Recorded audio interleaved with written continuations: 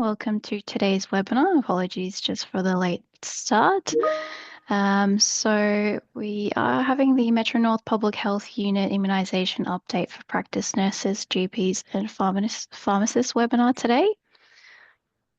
So I'd like to begin today by acknowledging the traditional owners of the lands on which we meet today and pay our respects to elders past, present and future, for they hold the memories, the traditions, the cultures and hopes of Aboriginal Australia.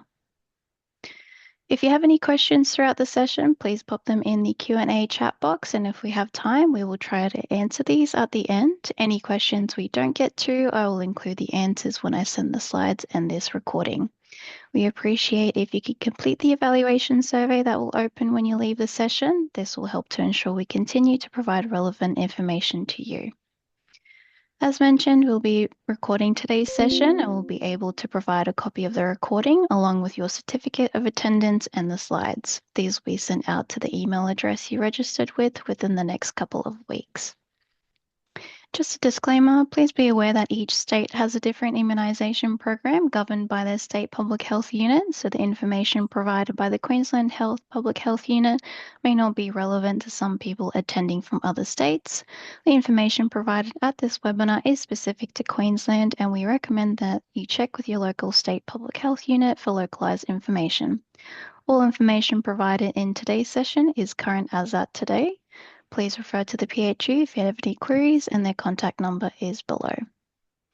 Now, today's presenter is Cindy. She's a clinical nurse at the Metro North Public Health Unit. Over to you, Cindy. Thank you so much for your time and joining us at lunchtime today for this immunization update. I'm sorry to waste your time with the tech. As you know, it's all very confusing when you swap offices. Anyway, so this is our immunization update from the Public Health Unit.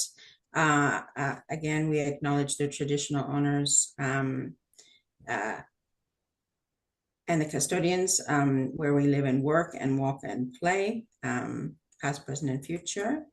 So what we'll cover today is the last order dates, which you may or may not have been informed about, other vaccine program updates, measles and MMR vaccine, Prevnar 20, intranasal flu vaccine, new Striver 5, and countering misinformation.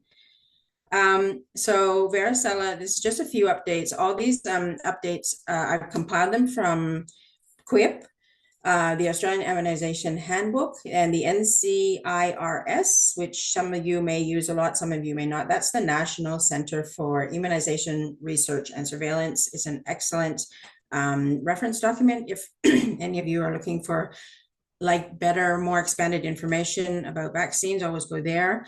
Anyway, the varicella and MenC vaccines, the QIP reminders are that Varivax and Nice-Vaxi have been removed from the NIP.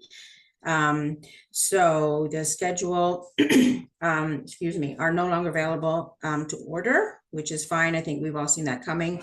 Varivax is the only monovalent varicella vaccine available to order. And the monovalent MenC vaccine is no longer available. So any catch-up you do, then use the, the quadrivalent MEN ACWY. Christmas closures, whether you've got this information or not, if you need vaccines before the 24th of December, for you in metro areas, which is pretty much most of you, Wednesday, 17th of December will be the last day that you can order. And then you can recommence orders on Monday, the 5th of January. The immunization distribution center will be closed from the 24th to the 5th. Just an FYI, the Priorix Tetra, and some of you may have come across this already, it was raised by several individuals up to the QIP office. There's 2 batch numbers on that vaccine. And you should record the vaccine batch number that's A71C, not the A71F, as that F batch number is a component identifier only and should not be entered onto air. Just a kind of helpful reminder, or when with all these RSV vaccines, it's sometimes confusing, especially if you're new to vaccines. Excuse me.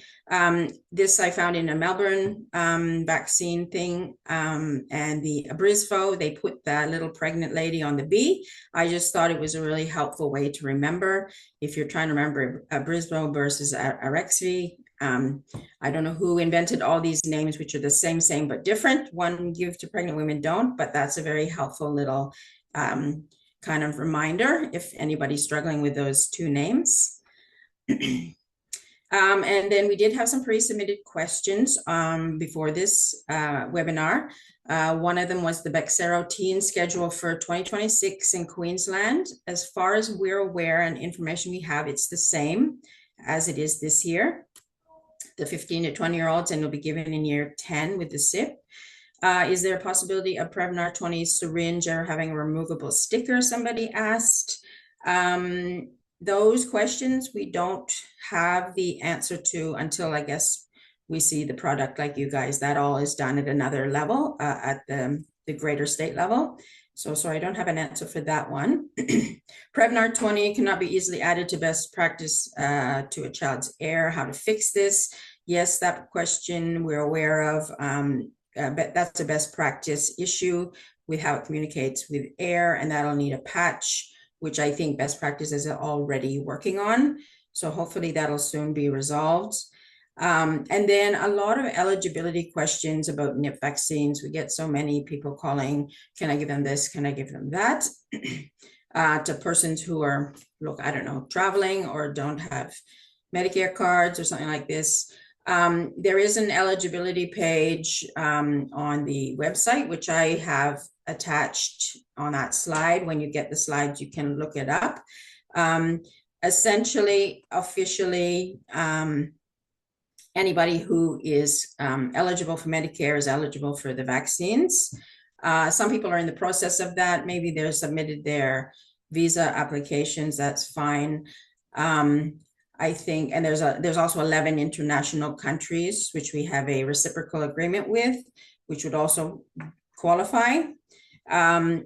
Look, if it's children under 5, this is kind of off the official. We usually just say vaccinate them, because those vaccines are protecting our community children also. So we don't usually want to be, from the public health unit point of view, we don't want to be too controlling. There's no vaccine police here who are going to get you in trouble. So I think just, you can always call us if you're not sure, but we kind of err on the side of just vaccinate them. So this is the same that was said by the host of the webinar. If you have any questions, we may not have time to answer them at the end of this session. Please put them on the email to either the PHN or directly to us. And anytime you can send us any questions, we're very happy to answer them. That's what we're here for. So measles, as you're probably aware, is becoming a bigger issue around the world. Declining immunization rates across the globe are leading to increase in case of measles. There are large outbreaks in North America, and so both Canada and the US are poised to lose their measles elimination status. It's a big deal.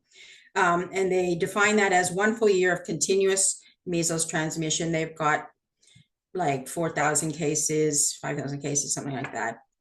It's a lot. And there are a large number of cases in our near neighbors. So a lot of our travelers, either from overseas or even Australian travelers who go to these countries, especially Southeast Asia, Vietnam, Indonesia, Bali, everybody. Bali is a high-risk place. In Thailand, there's active measles circulating, and it's, if you're not fully vaccinated, easy to get infected. In Australia, so this is as per the National Notifiable Disease Surveillance System. As of the 21st of October, we had 140 cases of measles in Australia this year, 23 in Queensland. Doesn't sound like a lot, but it's, as you can see from the 2 previous years, it's gone up significantly. All these are imported cases, travelers, both Australian and international, and some of them are their contacts, so they would have then infected somebody come in from overseas, infected somebody here. So in measles, if you're not aware, is what we call an urgent notifiable condition, meaning that the test requests, so if a doctor orders a test request for measles, we get notified by the test request before there's even any results. And doctors are required to report suspected cases to Public Health Unit so that we can start any follow-up as soon as possible. And just to remind you, measles symptoms: fever, runny nose, red eyes, cough, followed by a rash. But the important thing, a lot of things cause rash in children, as you're aware. The important questions to also consider are their vaccination status. If they've got 2 MMRs, probably it's not measles. Have they been traveling overseas? That's a big risk factor. Or are they a contact of a known case? So consider all those things if you've got so-called suspected cases. Measles is, of course, highly infectious airborne disease, remains in the air after the infectious person has left. Incubation period, 7 to 18 days. Usually it's 14 days from your exposure to when you get a rash. Someone is infectious 4 days before the rash until 4 days after the rash.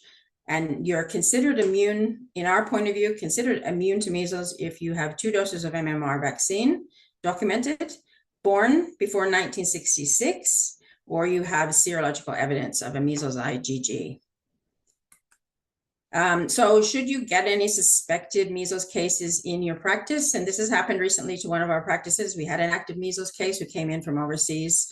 It's quite a big deal when it happens in your practice. If you have any suspicions at all, isolate the patient in a separate room, give them a mask, avoid them sitting in the shared waiting areas. Once they go, leave that room empty with the door closed for 30 minutes, and make sure staff who deal with suspected cases are immune, either to MMRs or they've got an IgG against measles. So measles vaccination routine, highly effective. It's the only measles prevention available. And endemic transmission in Australia ceased in the late 90s. In 2014, the WHO verified Australia had achieved elimination status. So that's no local transmission for greater than 12 months. As you know, 2 doses are recommended at 12 and 18 months. For children traveling overseas, they can be given MMR from 6 months of age, or if they're contacts of cases. So no worries, it's safe to give them. That's recommended in the AIH. And if it's given under 12 months, it'll be counted as dose 0 on air, and it is a free vaccine. So measles vaccine post-exposure prophylaxis.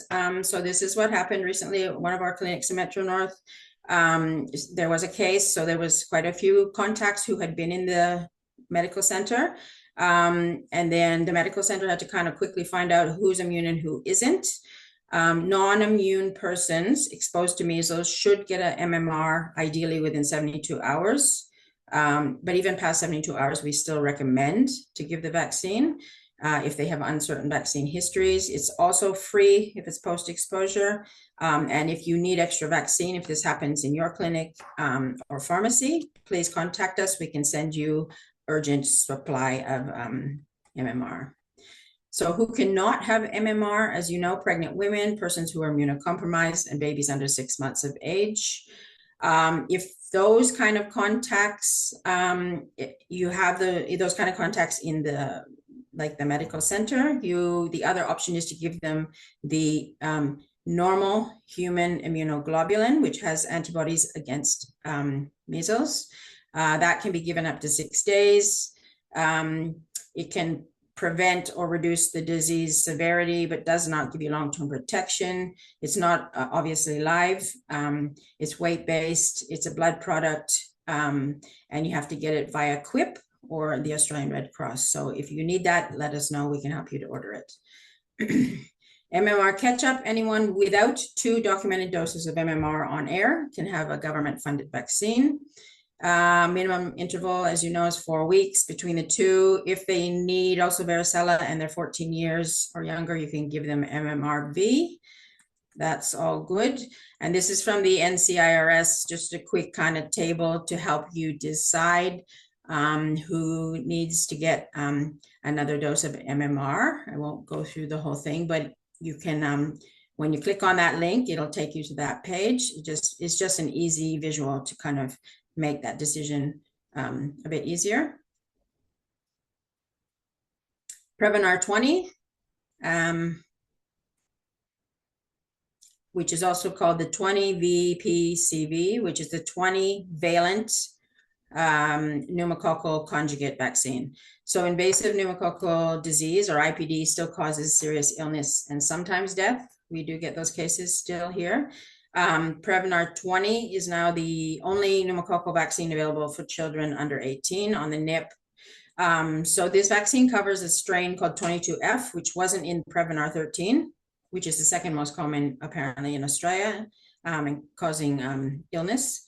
And protection with the conjugate vaccine is up to 15 years. So it's much better than the other one, than the polysaccharide, which only lasts for 5 years. And apparently it gives some herd immunity, which the 23-valent PPV, so the pneumococcal polysaccharide vaccine, does not.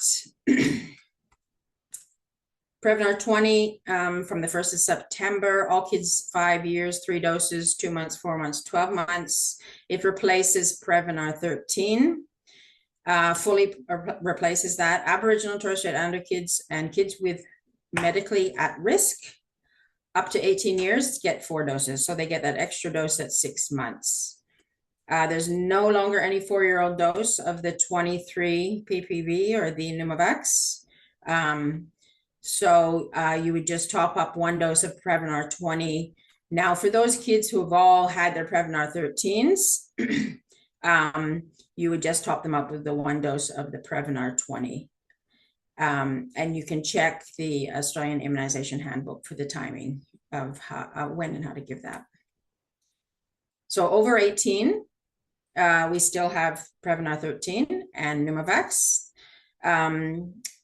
So the Prevnar, there's a 15-valent one, which I don't know the name of that one, and the 21, they are registered for use in adults, and they can be bought on private scripts, but the funding is not for, the NIP funding is not for that age group.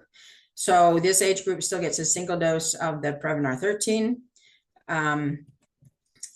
as the schedule for adults over 70. And then Aboriginal Torres Strait Islander adults over 50 and adults with at-risk conditions. It's the 1 Prevnar 13 and then the Pneumovax and then a second Pneumovax in 5 years. And so there's a handy table. I don't know if you've seen this or not. You can probably Google that and you'll get it. It's just obviously a visual guide on which vaccines for which age groups may or may not be helpful for you. You can have a look at it. And flu mist. So next year, we're going to get flu mist, which is influenza nasal vaccine. So this was announced on the 16th of September, and it will be only for children 2, 3, and 4 years of age. And this group has been prioritized because they are at higher risk of flu complications and they readily spread flu to others. That program will use flu mist. That's a certain brand. There are other ones, but that's the one they've selected to use. Nasally administered live attenuated vaccine. So it's safe and needle-free. Millions of doses have been given in the UK and the US over the past decade. So it's 0.1 mils to each nostril. The way it's designed with the plunger, there's a little blocker on it. You squirt 0.1, you remove the blocker and you squirt the balance. It's fairly easy to do. There will be some test demos potentially that you could get a hold of, which they will have at the QIP. It's absorbed quickly in the nose, so even if the person sneezes after, it still works. The side effects are runny or blocked nose, mild headache, tiredness, shown to be as effective as the injection. It's not to be given if the child, though, is actively wheezing. It does have a little bit that side effect, which is why it's not given to under 2, because of a lot of under 2s have a type of, bronchiolitis. It's not yet in the Australian Immunisation Handbook. This is all like early information. but they're quickly working on putting up all the references and the kind of teaching information. The TGA has approved it for 2 to 49 years, which means it may be available on the private market also. It will cost, I'm not sure, it's a little bit expensive, I think, but those who have maybe needle phobia, who are older than that, would be able to buy it. It looks a bit like that. Unfortunately, it looks a little bit like a needle. I'm not sure who made the design, but anyway, it's something new, which we hope will help to increase the uptake next year. And then you're probably aware we've got a new Strive for 5, edition 4, published in September. These are, like, of course, the National Vaccine Storage Guidelines. They're online only. There's no hard copies. They've tried to shorten it down. The other one was quite long.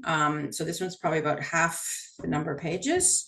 And the vaccine, just for your reminder, vaccine cold chain operates through a shared responsibility model of Commonwealth, state, and immunization providers. It's the safe storage management review. So just to remind you all, I know the cold chain thing is painful sometimes. Obviously, you need to nominate a person for overall responsibility in your practice and a backup person. All persons handling vaccines need to be trained in cold chain management. You need to perform vaccine storage self-audit every, says 6 to 12. We usually say 12 is good enough unless there's some issue with your fridge. Record the minimum maximum temps twice daily. Reset the monitor after each reading. Download and review the data logger report at least weekly. And the guideline says COVID vaccine incidents are reported to the VOC.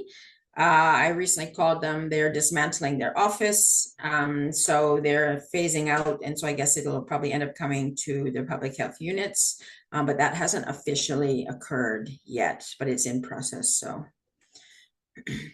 cold chain breaches, any temperature excursion outside of the 2 to 8 degrees, as you're aware, 15 minutes up to 12, you're allowed for loading and unloading the fridge. If you store vaccines outside of the original packet, it is considered a UV light breach. So I guess the thing with this is just please don't take them out of the original packaging. They are sensitive to light. Never discard any vaccines until the advice is received from public health unit. We go through all the thermostability data and check which ones are still good. Isolate the vaccines and email QUIP, as you know, with the cold chain breach report form. Again, that link should take you to that. If you Google it, it's usually the first thing that comes up. And then when you send the email to QUIP, put cold chain breach in the subject line with that form. Now, as you'll all be aware, you've probably all had a recent cold chain breach with the storms we've had in the last while. Data logger, we're going to ask you for the data logger data for the breach and 48 hours prior to the 5 minutes in 5-minute intervals. We'll also want the min-max records, which is your manual record, and the list of affected government vaccines. You don't need to count them and you don't need to give us the expiry dates. Just circle the brand name. That'll make it a lot faster to do the counting. And if your IMP, your immunization management protocol, is out of date, then that'll need to be updated. There is a new fridge temp chart poster that's available with this new guideline. This is just a picture of the page 1, and it has a cold chain breach kind of cheat sheet, I guess, on the top there. So it's fairly similar to the old one. So you can either print it from the website or you can order. You can get hard copies if you order with this information that I put on this side.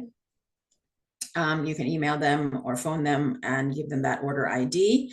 All this information you can get when you get the hard copy of this presentation.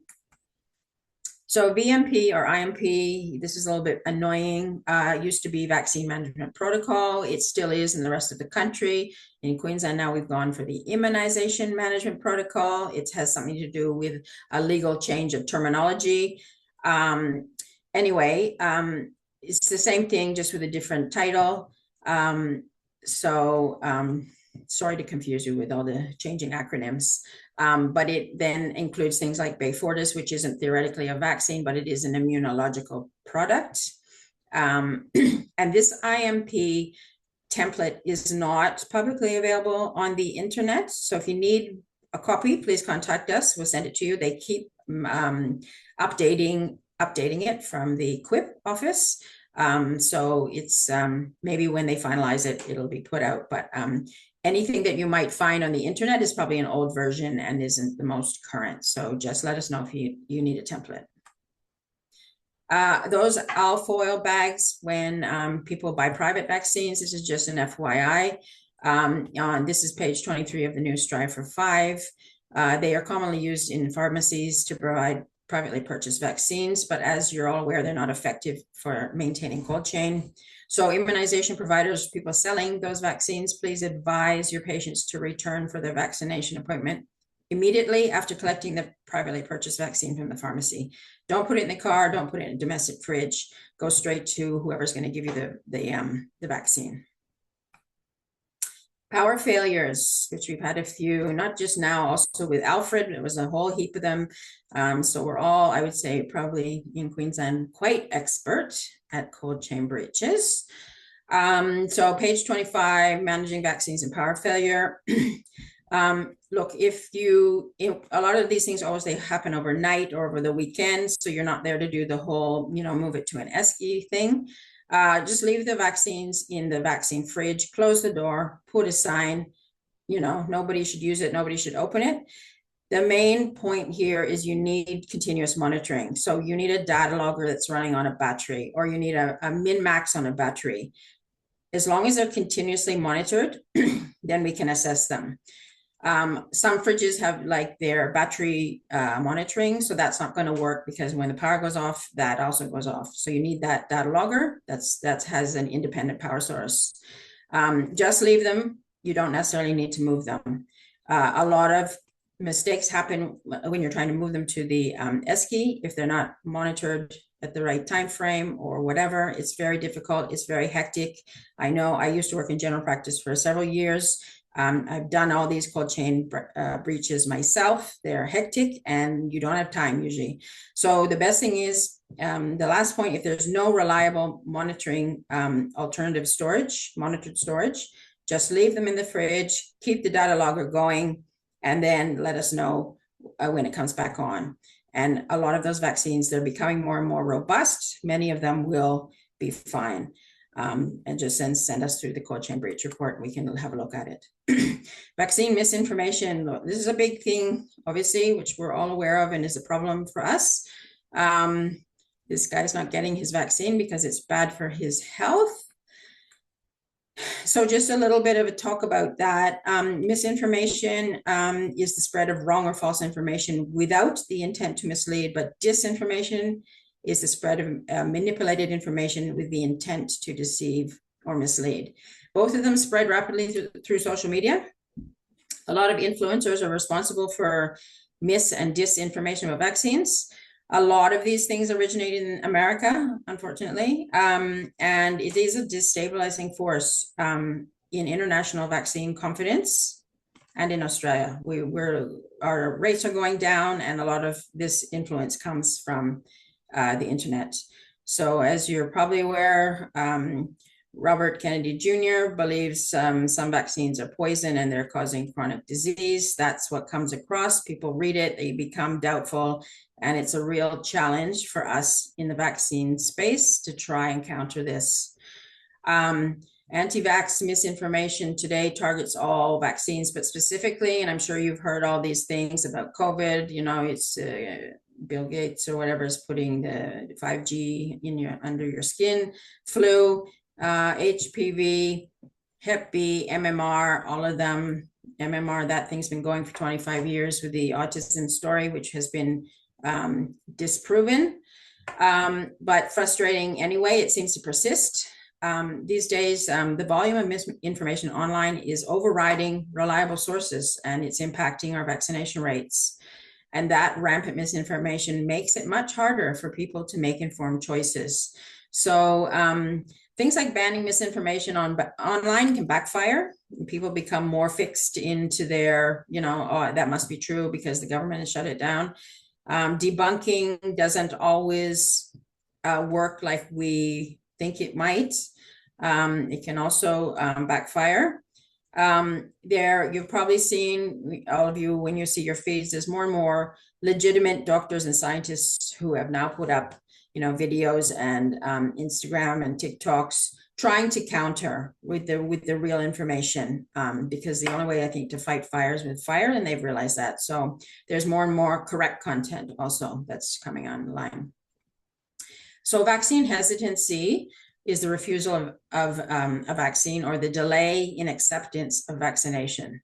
And this is usually because of misinformation or disinformation.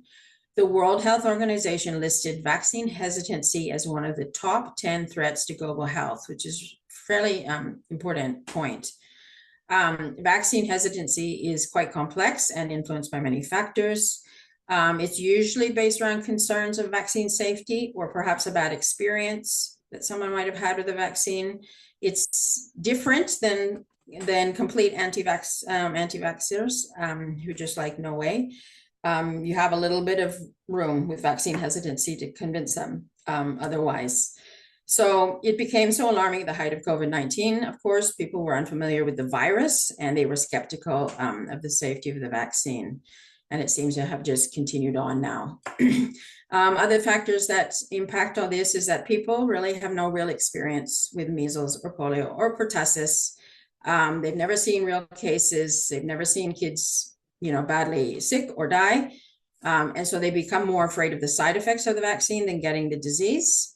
Vaccines are victims of their own success. So since it's so successful, we don't have polio, we don't have measles, we still have pertussis. Then it's like, oh, we don't have those diseases anymore, which isn't true. They're there and they can easily come back. Yeah, people think they don't exist anymore, so they don't need to vaccinate. And parents, of course, are concerned about autonomy, right? And having a say in what vaccines their child is getting. That's also an important point, and that needs to be respected also when you're vaccinating people. So some strategies just to counter this misinformation. There was a study where they looked at a bunch of studies about communication strategies, 34. The link to that's on the bottom of this slide, to that information. So these are things they found were effective. Communicating scientific consensus. So how many doctors and scientists? It's like the bulk of doctors, scientists agree. They all agree vaccines are safe. Communicating that. Using humor to dispel vaccine myths. So pro-vaccine memes and comments that make fun of the misinformation seem to be effective. And vaccine misinformation warning. So that's kind of like, be careful, what you read, because, not everything's correct. There's a lot of wrong information, check the source, that kind of thing. These apparently, from what they researched, are the more effective ways to approach vaccine hesitancy. And this is just a table that kind of sums it up. Those are the three promising ones I listed. Strategies with mixed results are debunking and vaccine education materials. We all have those, but a lot of people feel like you're just shoving, more your agenda if you give them too many pamphlets or brochures. Scare tactics are not helpful. Showing pictures of diseased children apparently isn't helpful. And also not acknowledging uncertainty when you say, well, this vaccine has a few side effects, it's to not say it's 100% safe. It's to acknowledge that there still is always going to be some little bit of uncertainty. And that's a more, I guess, honest approach, which people appreciate.